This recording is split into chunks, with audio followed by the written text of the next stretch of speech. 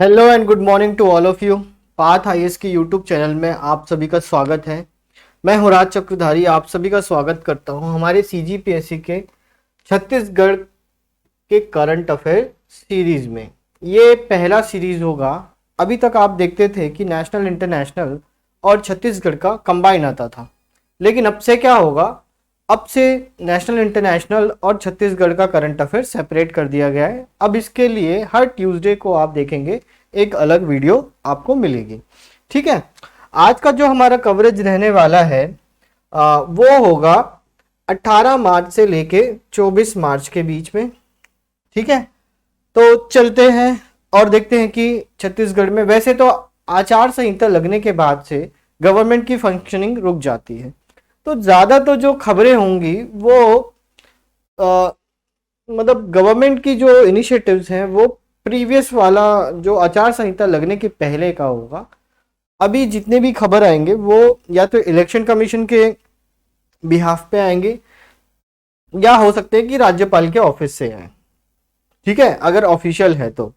दूसरी चीज़ जो आम खबरें होती हैं, जैसे बाकी चीज़ें हो गई, टेक्नोलॉजी हो गया, इनोवेशन हो गया, अपना फॉरेस्ट हो गया, एनवायरनमेंट हो गया, ट्राइबल से रिलेटेड हो गया, वो वाली खबरें हम इसमें अभी डिस्कस करते रहेंगे। तो चलिए पहला देख लेते हैं।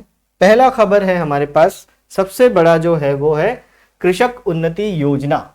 छत्तीसगढ़ में लागू किया गया है कृषक उन्नति योजना। और अभी जो सरकार है, बीजेपी की जो सरकार बनी है, उन्होंने चुनाव में ये घोषणा किया था कि हम जैसे ही सत्ता में आएंगे हम क्या करेंगे, कृषक उन्नति योजना लगाएंगे, जिसके तहत उन्होंने वादा किया था कि हर एक किसान से 21 क्विंटल जो धान है वो खरीदा जाएगा। साथ ही साथ पर क्विंटल का जो प्राइस बताया गया था वो था 3100 रुपए पर क्विंटल। ठीक है, पर क्विंटल 3100 रुपए में खरीदा जाएगा। तो उसी से रिलेटेड यहाँ पे आपको कुछ फैक्चुअल डेटा देख लेते हैं कि कब चालू हुआ, कैसे हुआ। तो बात करते हैं कृषक उन्नति योजना की। तो हाल ही में मुख्यमंत्री विष्णुदेव साय ने कृषक उन्नति योजना का क्रियान्वयन किया। ठीक है, तो योजना की शुरुआत कब हुई है, तो ये हुई है 12 तारीख को, 12 मार्च को हुआ है।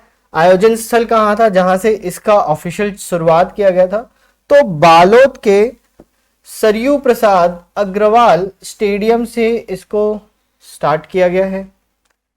और जो टोटल खाते, मतलब किसानों के खातों में जो राशि अंतरित की गई, मतलब डायरेक्ट बेनिफिट ट्रांसफर के थ्रू जो किसानों के खातों में जो राशि भेजी गई वो कितनी है, तो वो हमारे को दिख रहा है भाई, टोटल 13,320 करोड़ रुपए किसानों के खातों में पहुंचाई गई है।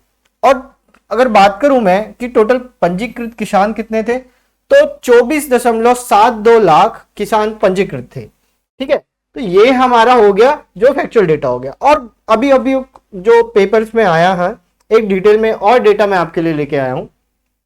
ठीक है, जैसे मैंने बताया कि टोटल जो किसान पंजीकृत थे वो थे 24.72 लाख किसान पंजीकृत थे, और उनके खातों में 13,320 करोड़ रुपए ट्रांसफर किए गए। तो प्रति एकड़ जो अंतरण है भाई, आदान जो राशि थी, देखो थोड़ा सा आपको यहाँ पे गणित समझना पड़ेगा कि यहाँ पे हुआ क्या है। मैं इसको मिटा देता हूं और आपको थोड़ा सा एक इंसाइट देने की कोशिश करता हूं। ठीक है, पहले क्या सिस्टम था और अभी क्या सिस्टम था। देखो, गवर्नमेंट ने बोला है कि जो सेंट्रल गवर्नमेंट का है, जो धान होता है ना, उसका एक समर्थन मूल्य बताया जाता है जिसको हम बोलते हैं एमएसपी। ठीक है, और जो नॉर्मल धान है, ज्यादातर जो नॉर्मल धान है, उसका जो समर्थन मूल्य इस वर्ष डिसाइड किया गया था वो था 2,183 रुपए। ठीक है, 2183 रुपए धान का समर्थन मूल्य डिसाइड किया गया था। बट जब चुनाव आया तो बीजेपी ने घोषणा किया था कि ये पर क्विंटल था ना, पर क्विंटल मान सकते हो आप। अब बीजेपी ने घोषणा किया क्या, उन्होंने घोषणा कर दिया कि हम देंगे ये राशि को बढ़ा के, मतलब 3100 रुपए पर क्विंटल के रेट से उन्होंने बोल दिया, ठीक है, देंगे। तो अंतर की राशि कितनी बच गई? तो अंतर की राशि बच गई भाई 917 रुपए। तो यही अंतर की राशि को देने के लिए गवर्नमेंट ने चालू किया है कृषक उन्नति योजना। ठीक है, वैसे तो ये एमएसपी जो मिल रहा है वो सेंट्रल गवर्नमेंट का जो डिसाइड किया हुआ वो एमएसपी है, बट उसके ऊपर 917 रुपए और ज्यादा देने की बात कही गई थी। उसी का क्रियान्वयन के लिए क्या बन गया हमारा कृषक उन्नति योजना। अब देखते हैं फिर से। तो देखो, टोटल जो प्रति एकड़ मतलब अंतरित किया गया है वो 19,257 रुपए अतिरिक्त दिया गया है। ठीक है, कृषि बजट में इसके लिए क्या किया गया? 33% इसकी वृद्धि की गई। साथ ही साथ जो कुल पंजीकृत किसान थे उनका जो रकबा देखेंगे हम लोग, तो उसका जो कुल रकबा निकल के आया वो था 32.99 लाख हेक्टेयर का। पंजीकृत किसान थे वो 26.86 लाख थे। और इस साल जो नए किसान हमको देखने को मिले वो 2.56 लाख लोग हैं। अब जो धान बेचने वाले थे, क्योंकि पंजीकृत थे लेकिन कई लोगों ने धान बेचा ही नहीं, तो 24.72 लाख तो नए हो गए। और जो कुल धान की खरीदी थी वो हुई है इस बार 144.9 लाख टन। ठीक है, और गवर्नमेंट ने टारगेट कितने का रखा था? टारगेट रखा था धान खरीदी का, अगर याद करेंगे तो एक सेकेंड, अगर याद करेंगे आप लोग, धान खरीदी का जो टारगेट रखा गया था वो कितना था? वो रखा गया था आपका 130 मेट्रिक टन के आसपास था। ठीक है, 130 लाख मेट्रिक टन के आसपास आपका टारगेट रखा था, लेकिन टोटल खरीदा कितना गया? तो वो खरीदा गया 144 लाख मेट्रिक टन धान फाइनली आके खरीद लिया गया है। तो ये अभी का रीसेंट डेटा है। अब बात करते हैं भाई, देखो ये इसको मैं डिटेल में इसलिए बता रहा हूं कि ये मेंस प्रोस्पेक्टिव से बहुत ही इंपॉर्टेंट हो जाता है। ठीक है, प्री में तो ये फैक्चुअल डेटा पूछेगा ही पूछेगा, लेकिन अगर बात करूं मेंस की तो डायरेक्ट इसमें से ऐसे भी आ सकता है, इकोनॉमी वाले सेक्शन में आ सकता है, या इससे डायरेक्ट क्वेश्चन पूछने के चांसेस बहुत ज्यादा है, इसलिए मैं इतने सारे डेटा आपको प्रोवाइड करवा रहा हूं। ठीक है, अब बात करते हैं कृषक उन्नति योजना है क्या। तो वही है भाई, छत्तीसगढ़ में किसानों को 21 क्विंटल धान 3100 रुपए पर क्विंटल में खरीदना है।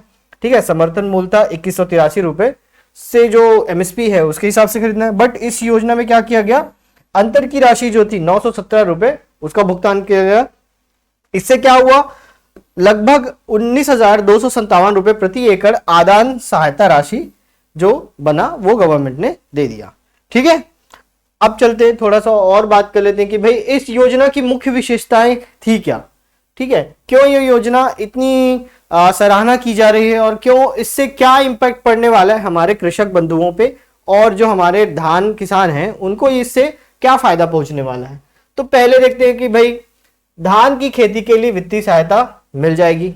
ठीक है, बात करूं अगर 23-24 की, और खरीफ सीजन में अगर धान का समर्थन मूल्य के आधार पर अगर खरीदी की जाती तो उससे क्या होता, जो 2183 रुपए में खरीद के जो भी हमारा धान होता तो उसमें प्रति एकड़ कुछ फायदा नहीं हो रहा था। लेकिन अभी जो राशि बढ़ा दी गई है 3100 रुपए, उससे क्या हो रहा है?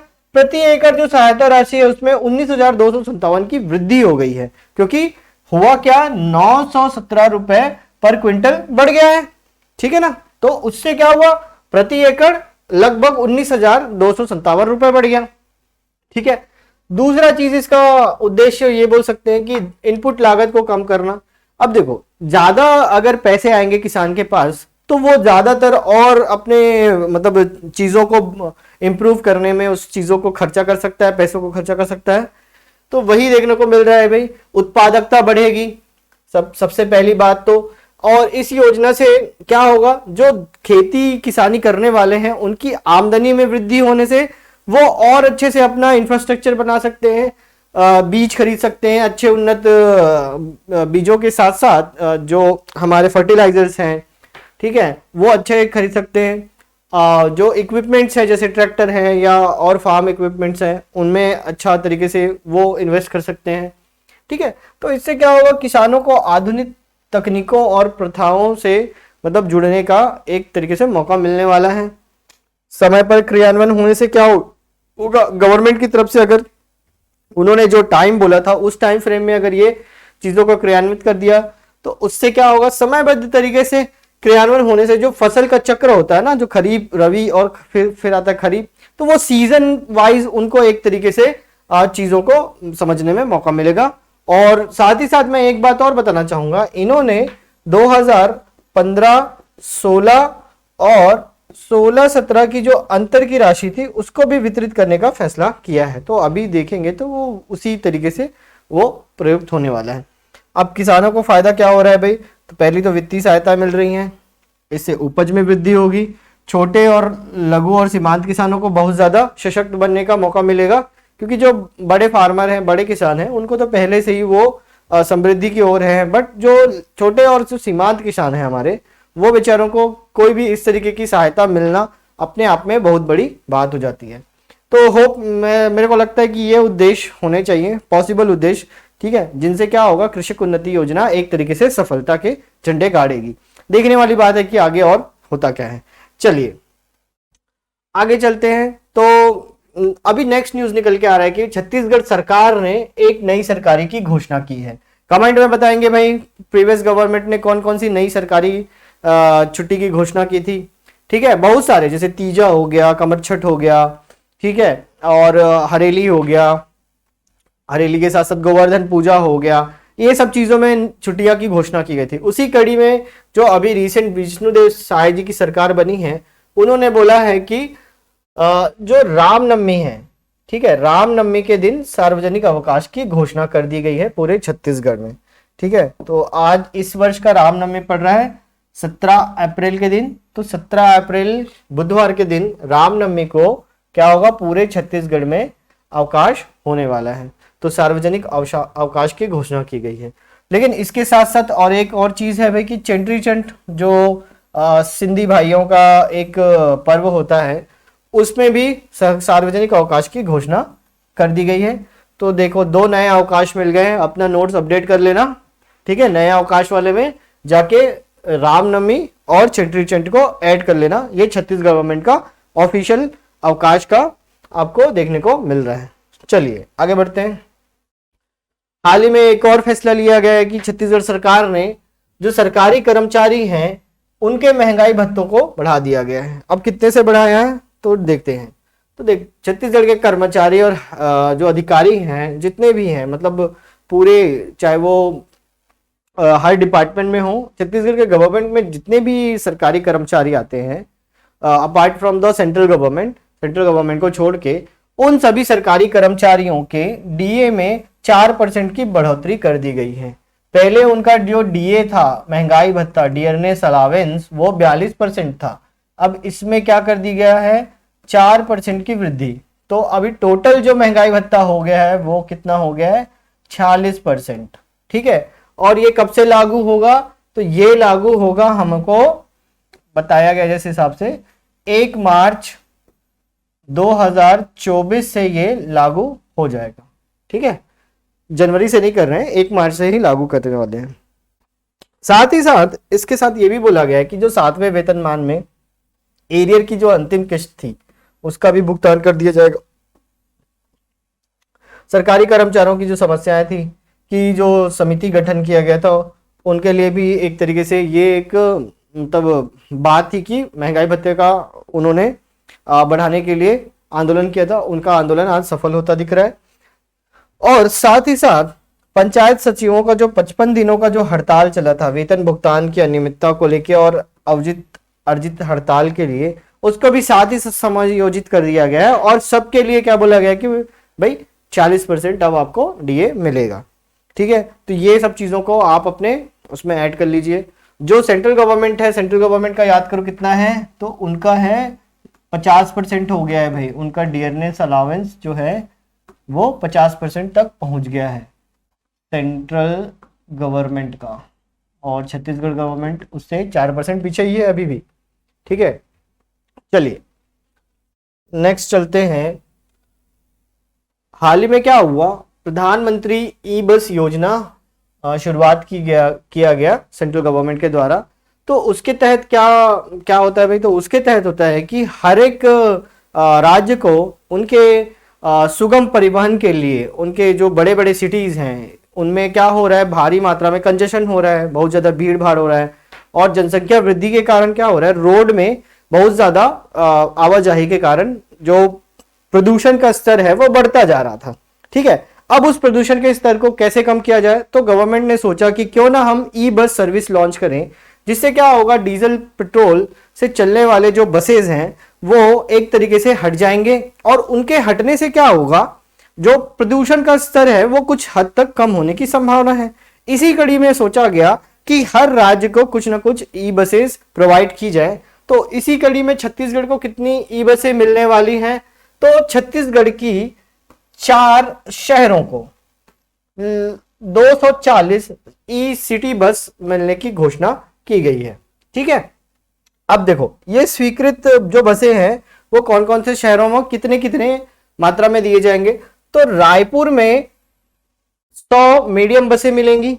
ठीक है, दुर्ग भिलाई की बात करूं तो वहां पे 50 मीडियम बसें, बिलासपुर की बात करूं तो 35 मीडियम बसें और 5 मिनी बसें मिलेंगी, और 15 मिनी बसें मिलेंगी, और कोरबा की बात करें तो 20 मीडियम और 20 मिनी बसें मिलेंगी।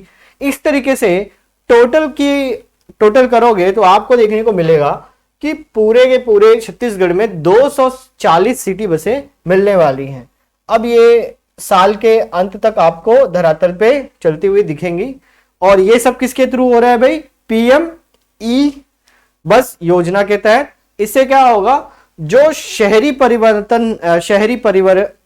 परिवहन है उसमें एक तरीके से क्रांति ला दिया जाएगा, जिससे क्या होगा, जो फॉसिल फ्यूल से चलने वाले, पेट्रोल डीजल से चलने वाले जो हमारे परिवहन के जो साधन हैं उनको पूरा का पूरा इलेक्ट्रॉनिक व्हीकल में चेंज करके एक तरीके से एनवायरनमेंट को में प्रदूषण का स्तर को कम करने की एक पहल की जा रही है।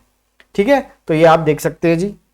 चलिए आगे बढ़ते हैं, बहुत ही इंपॉर्टेंट न्यूज़ है। हाल ही में क्या हुआ, लगभग 5 सालों के बाद फिर से छत्तीसगढ़ खेल अलंकरण पुरस्कार की घोषणा की गई, और इसमें क्या हुआ, जो पुराने खेल अलंकरण पुरस्कार नहीं दिए गए थे 2019-20 और 2021 के जो पुरस्कार हैं वो वितरित किए गए हैं इस वर्ष 23 में। 2023-24 के वित्तीय वर्ष के हिसाब से 2019-20 और 2020-21 के जो खेल रत्न पुरस्कार थे उनको इस साल दिया गया है। ठीक है, तो आपको याद रखना होगा, इसमें से बहुत सारे डिटेल हैं। लगभग 544 लोगों को खेल अलंकरण पुरस्कार से पुरस्कारित किया गया है। यहाँ पे मैं पूरा डिटेल आपको बता दिया हूँ, आप एक बार स्क्रीनशॉट करके इसको देख सकते हैं। कुछ इंपॉर्टेंट जो हैं, जो हमारे एग्जाम्स में पूछे जा सकते हैं, उन सब चीज़ों को हम थोड़ा सा डिस्कस कर लेते हैं। तो पहले कुछ फैक्चुअल न्यूज़ देख लेते हैं कि इस साल का जो राज्य खेल अलंकरण समारोह 2024 में हुआ, इसका जो दिनांक था वो 24 मार्च 2024 को पंडित दीनदयाल उपाध्याय ऑडिटोरियम रायपुर में इसका समारोह रखा गया था। ठीक है, जैसे मैंने बोला कि 2 वित्तीय वर्ष मतलब 19-20 और 20-21 के लिए ये पुरस्कार दिया गया है। ठीक, तो देखते हैं भाई। अब देखो पुरस्कार कितने कैटेगरी में दिया जाता है, तो वो सब कैटेगरी हमको पहले से याद था, जिसको नहीं है वो फिर से सुन ले। कौन कौन से कैटेगरी होता है, तो पहला होता है भाई शहीद राजीव पांडे पुरस्कार, दूसरा होता है शहीद कौशल यादव पुरस्कार, और तीसरा होता है शहीद वीर हनुमान सिंह पुरस्कार। ठीक है, तो राजीव पांडे पुरस्कार जो होता है वो कोचेस को दिया जाता है। ठीक है, उसके बाद शहीद कौशल पुरस्कार जो है वो एक तरीके से जो जूनियर वर्ग के लोग होते हैं उनको मिलता है। वीर हनुमान सिंह पुरस्कार ये भी आपको देखने को मिलेगा, ये प्रशिक्षक और निर्णायक लोगों को मिलता है। तो राजीव पांडे पुरस्कार जो प्राप्त करने वाले हमारे इस बार 2019-20 में अगर देखा जाए तो जगदीश विश्वकर्मा जी को मिला है क्या, वेट लिफ्टिंग के लिए। ये राजनांदगांव से बिलोंग करते हैं। राजीव पांडे पुरस्कार की जो राशि होती है वो 3 लाख होती है। ये सीनियर वर्ग के खिलाड़ियों के लिए होती है, कोचेस के लिए होती है या प्रशिक्षक के लिए वो वीर हनुमान सिंह पुरस्कार होता है। ठीक है, अब राजीव पांडे पुरस्कार 19-20 के लिए कुमारी सोनिया, कुमारी वेदिका, किशन महानंद, आदित्य कुमार कुर्रे और महेंद्र कुमार साहू। तो ये अलग अलग जो इनके स्पोर्ट्स हैं उनके लिए ये दिया गया है। तो याद करने वाली चीज़ें आप देख सकते हो कि कोई अगर स्पेशल कुछ किया होगा उनको थोड़ा सा आपको याद करना पड़ेगा।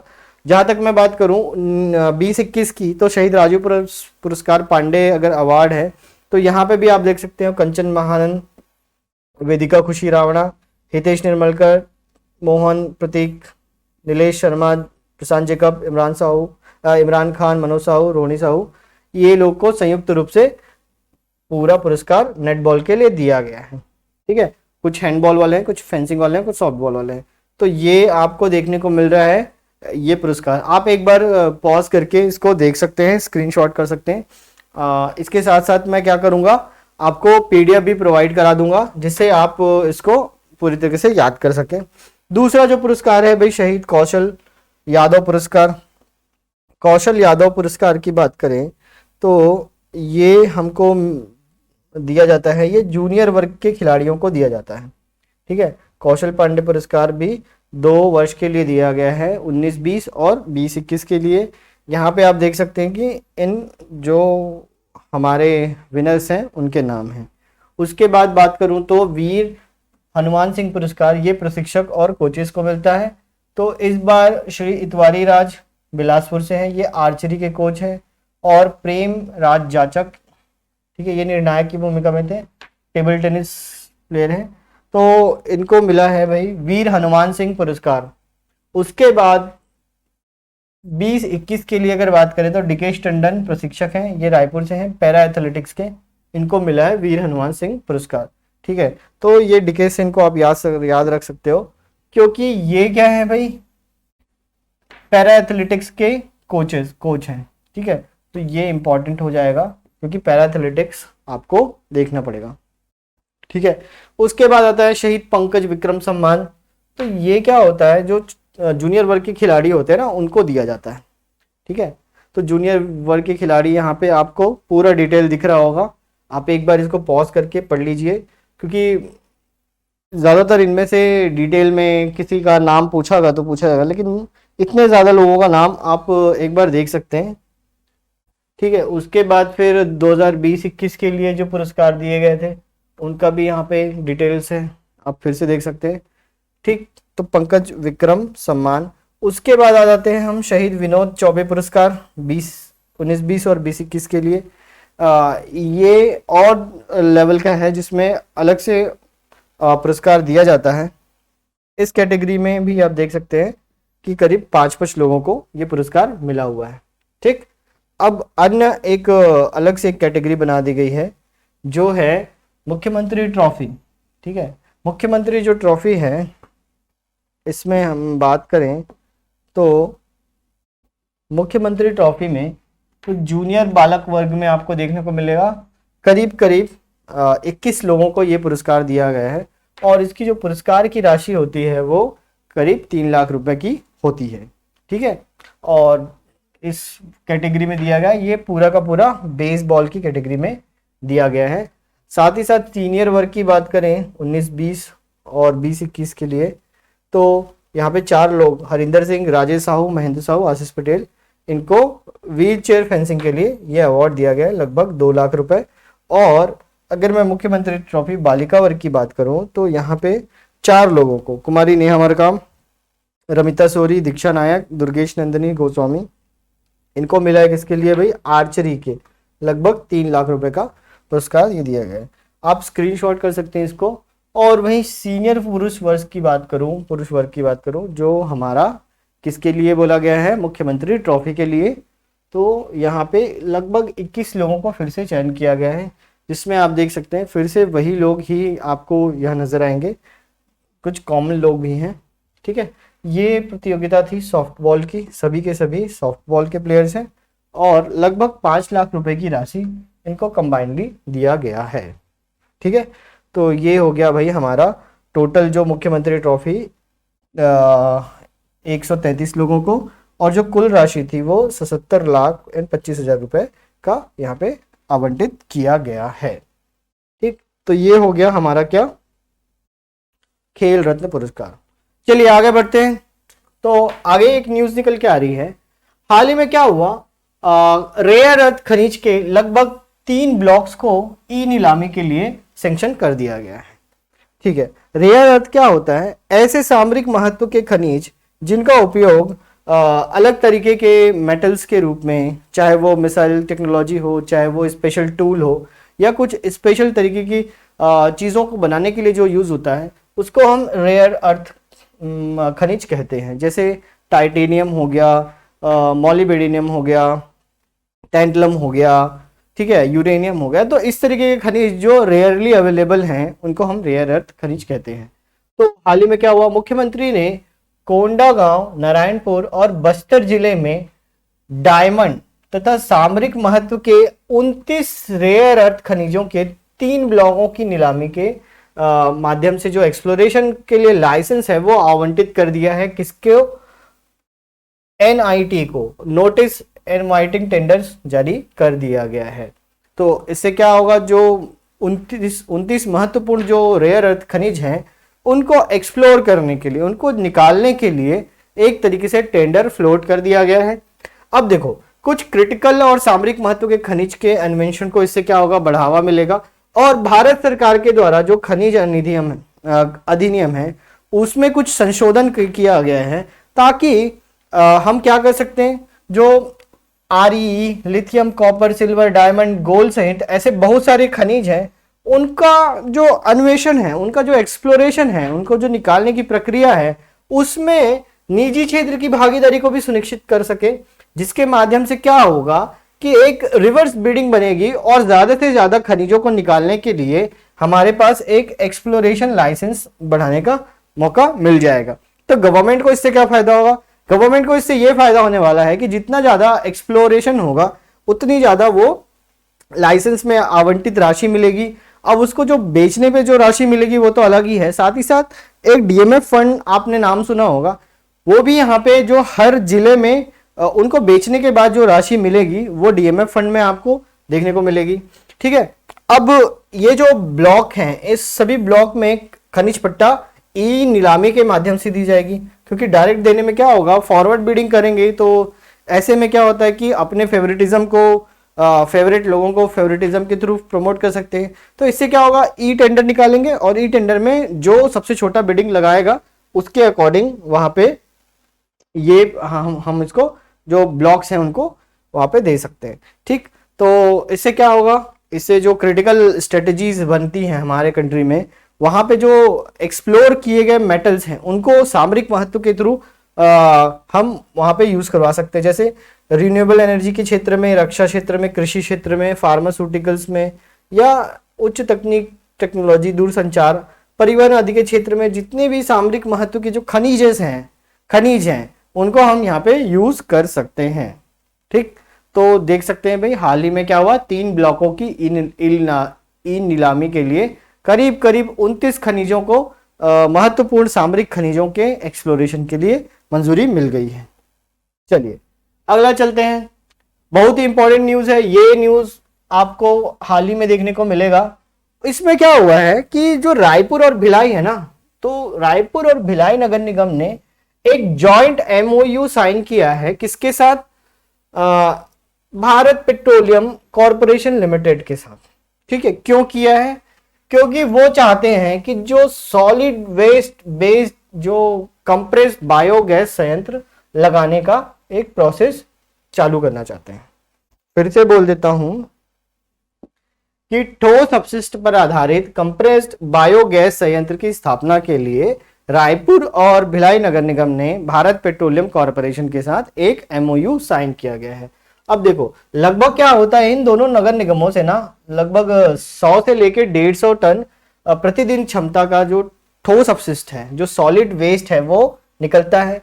अब देखो, इन वेस्ट को हम डिस्पोज करेंगे तो बहुत बड़ा लैंड लगेगा, या तो लैंड फिलिंग कर सकते हैं या तो उसको स्टोर करने के लिए जगह मिलेगा।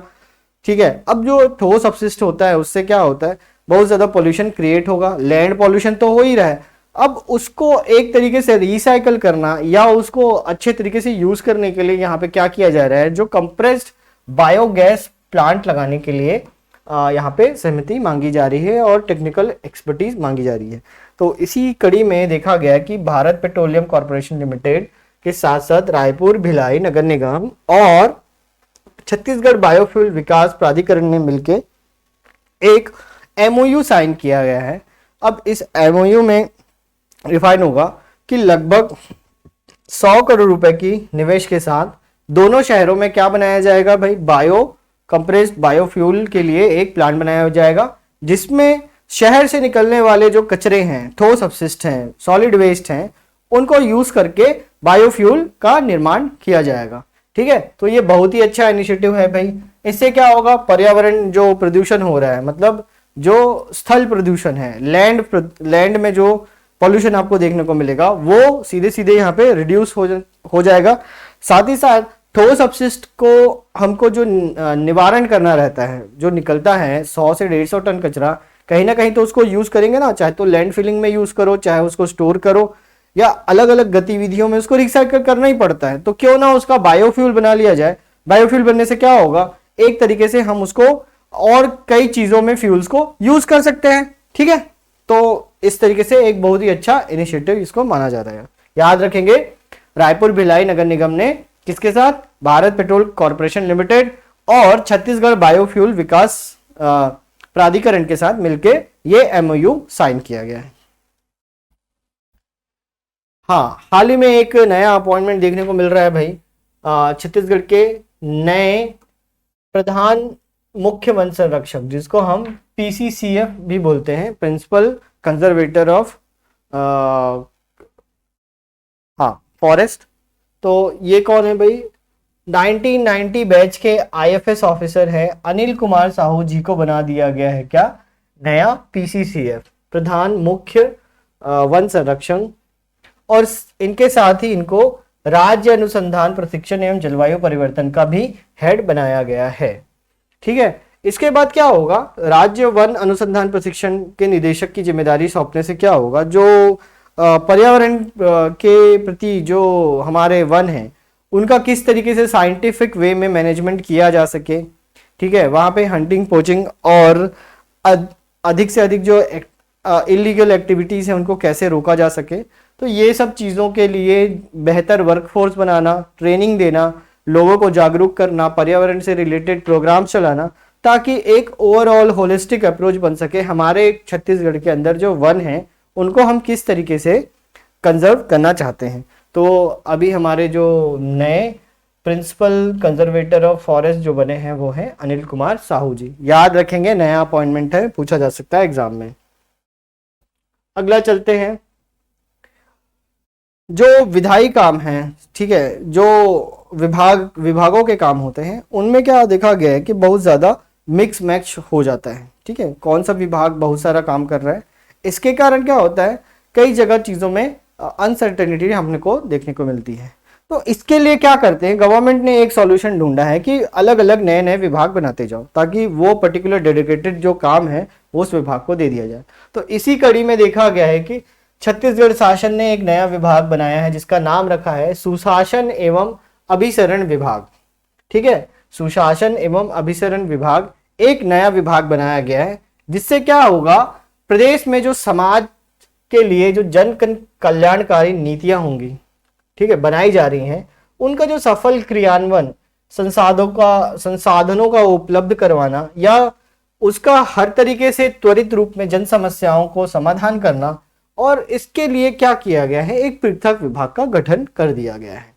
इससे क्या फायदा होगा, इससे ये फायदा होगा कि भाई जो डिजिटल गवर्नेंस के तहत जो प्रशासन चल रहा है उसके सभी स्तरों पर हम क्या कर सकते हैं, डिजिटलाइजेशन को बढ़ावा दे सकते हैं, साथ ही साथ एक पारदर्शिता को भी सुनिश्चित कर सकते हैं। ठीक है, इसी विचारों के साथ किसी मतलब चीजों को क्रियान्वयन करने के लिए और अलग तरीके से संबंधों में, जैसे शोध हो गया या प्रशासनिक सुधार के लिए किए गए कार्यों को हम सुशासन और अभिसरण विभाग के माध्यम से कर सकते हैं। ठीक है, अब देखो, ये एक तरीके का अभिनव पहल माना जा रहा है, क्योंकि इससे क्या होगा, जो लोक प्रशासन में जो उत्कृष्टता है वो सुनिश्चित की जा सकेगी। इससे क्या होगा, एक परस्पर कंपटीशन की भावना डेवलप होगी विभिन्न विभागों के बीच में, कि हम किस तरीके से जो पब्लिक एस्पिरेशंस हैं उनको किस तरीके से डिलीवर कर सकते हैं। ठीक है। इसके साथ ही साथ इस विभाग के अंतर्गत क्या देखने को मिलेगा, अटल बिहारी वाजपेयी के सुशासन और नीति विश्लेषण शिक्षक संस्थान और छत्तीसगढ़ राज्य नवाचार आयोग को मर्ज कर दिया गया है। ठीक है, तो जो सुशासन और अभिसरण विभाग है उसके अंतर्गत आप देखेंगे कि अटल बिहारी वाजपेयी सुशासन और नीति विश्लेषण शिक्षण संस्थान जो बनाया गया था और छत्तीसगढ़ राज्य नवाचार आयोग को, दोनों को मर्ज करके इस विभाग में समाहित कर दिया गया है। अब इस विभाग, इस तरीके के जो नए विभाग बनाए जा रहे हैं उसके कारण क्या हुआ, नया विभाग बनने से छत्तीसगढ़ में कुल विभागों की संख्या कितनी हो गई है। अब कुल विभागों की संख्या जो है वो करीब करीब 58 के करीब हो गई है। ठीक है, ये याद रख सकते हैं, ये फैक्चुअल डेटा है, ये पूछा जा सकता है। ठीक है, तो हमारे पास क्या है भाई, सुशासन एवं अभिसरण विभाग नया बनने के बाद जो छत्तीसगढ़ में टोटल विभागों की संख्या कितनी हो गई है, अभी 58 हो गई है। ठीक, याद रखेंगे, इससे क्या होगा, जो भी नीतियां होंगी उनका सफल क्रियान्वयन, संसाधनों का जो उपलब्धता होगा या जन समस्याओं का सरल तरीके से जल्दी त्वरित रूप में निराकरण करने के लिए और गवर्नेंस में पारदर्शिता को सुनिश्चित करने के लिए ये वाला विभाग बनाया गया है। चलिए, हाल ही में मुख्यमंत्री ने जो गृह विभाग के द्वारा बनाए गए, छत्तीसगढ़ गृह विभाग के अंदर पुलिस विभाग आता है, छत्तीसगढ़ पुलिस द्वारा बनाए गए 2 नए मोबाइल ऐप्स का लॉन्चिंग किया। ये मोबाइल ऐप्स क्या है, मितान मोबाइल ऐप और त्रिनयन ऐप। देखो, अब ये दोनों ऐप करते क्या हैं, थोड़ा सा समझते हैं।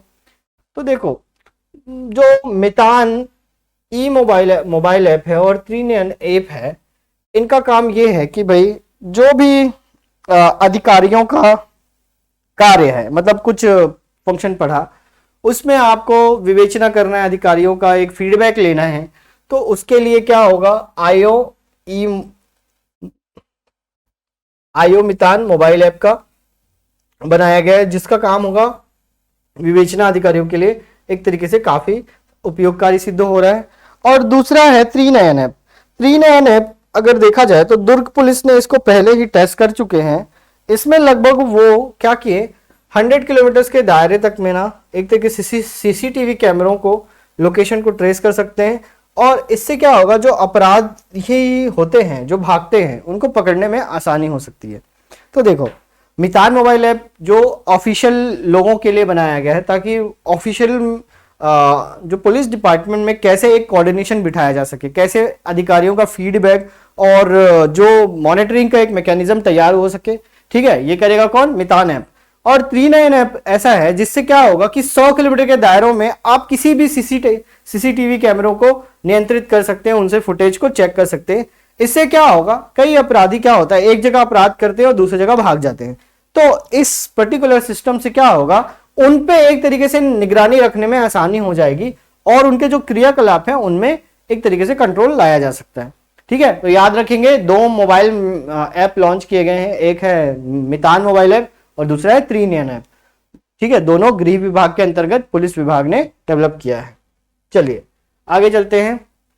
हाल ही में छत्तीसगढ़ गवर्नमेंट ने महतारी बंधन योजना का शुभारंभ किया, जिसके तहत हर एक महिलाओं को क्या किया गया है, प्रति वर्ष 12,000 रुपए देने की घोषणा की गई है। ठीक है, मतलब हर महीने 1,000 रुपए उनके बैंक अकाउंट में पहुंचेंगे। ठीक है, तो ये महिला सशक्तिकरण के हिसाब से देखें तो छत्तीसगढ़ में एक बहुत ही क्रांतिकारी योजना आपको देखने को मिलेगी। ठीक है, इससे क्या होगा, महिलाओं के खाते में जब पैसा पहुंचेगा तो वो एक तरीके से सशक्त महसूस करेंगी।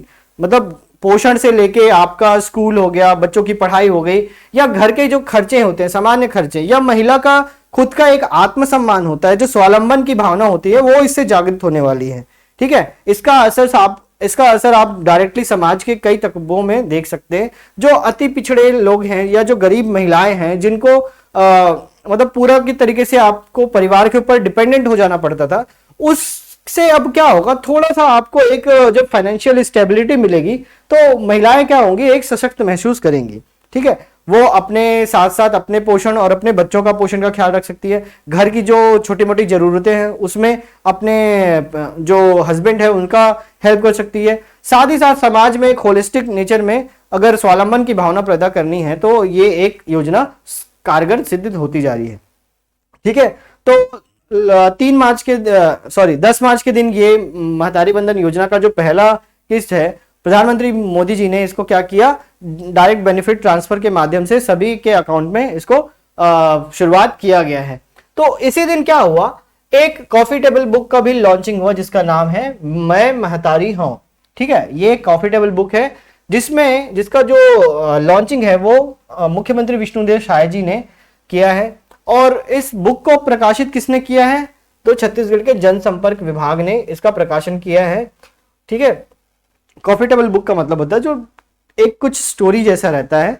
और इस कॉफी टेबल बुक में आपको देखने को मिला लगभग महतारी वंदन योजना की जो लाभार्थी महिलाएं हैं ना, उसमें से 36 महिलाओं की यहाँ पे कहानी को संजोया गया है कि किस हिसाब से कि ये महिलाएं आगे जाके मतलब महतारी वंदन योजना के लाभ उठा के किस तरीके से अपने पारिवारिक, सामाजिक और अपना स्वयं का जो जीवन है वो किस तरीके से परिवर्तन उसमें देखने वाले हैं। तो एक तरीके से ये एक 36 महिलाओं की जो महतारी वंदन की योजना की वजह से उनके जीवन में क्या परिवर्तन आने वाला है उनकी यहाँ पे कहानी बताया जा रहा है। ठीक है, याद रखेंगे मैं महतारी हाँ कॉफी टेबल बुक का लॉन्च किया गया है। Thank you. इस वीक के जितने भी इंपॉर्टेंट छत्तीसगढ़ से रिलेटेड करंट अफेयर्स थे हमने यहाँ पे डिस्कस कर लिए हैं। आगे ऐसे ही कंटेंट देखने के लिए हमारे यूट्यूब चैनल को सब्सक्राइब कीजिए। वहाँ पे हर मंडे को नेशनल इंटरनेशनल करंट अफेयर्स और हर ट्यूसडे को छत्तीसगढ़ करंट अफेयर्स वहाँ पे मैं हुराज चक्रधारी वहाँ पे प्रेजेंट करता हूँ। ठीक है, और भी अलग अलग सब्जेक्ट्स के आपको हमारे पाथ आईएएस के यूट्यूब चैनल में आपको कंटेंट देखने को मिलेंगे। तो हमसे जुड़ने के लिए हमारे यूट्यूब चैनल को सब्सक्राइब कीजिए जिससे आप अच्छे कंटेंट्स देख सकें। ठीक है, चलिए धन्यवाद।